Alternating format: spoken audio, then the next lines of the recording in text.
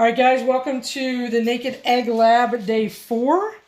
All right, so we're going to make some observations. We have to measure again, and we have to take our egg out and rinse it off and put it in our light corn syrup. So that's going to be our procedure for the day.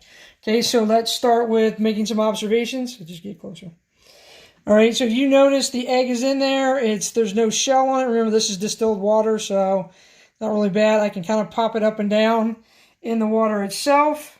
Okay, it's sort of floating, not too bad. It's not sunk to the bottom. So we're going to pour this off. We're going to rinse it off, like following our procedures, and then we are going to look at it before we pour our corn syrup on. All right, so here we go.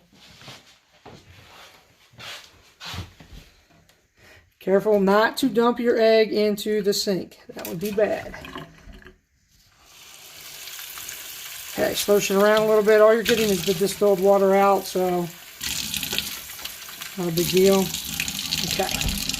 All right, back to our area. Get all the water out. Okay. All right, so we're going to put our egg on carefully on the tray here. If you look at it, I can push on it. Okay, it's kind of jiggly. It does bounce if you drop it on the table. Okay, it doesn't have much anything to it. There's obviously no bubbles on it. We've eaten away all of the eggshell. Okay, there's nothing here but the membrane that was left inside the eggshell. Okay, all right, so we have to do some measurements again. Remember, you are measuring in centimeters. All right, so all of your measurements should be in centimeters at this point. We have to take the long circumference and we have to take the short circumference. So we always start with the long first. All right, so when we do that, we're going to wrap it around. And we are now at, oops, not too tight. We are at 17.5 for our long circumference. Okay, 17.5 centimeters for the long. Remember to go around the fat part of the egg.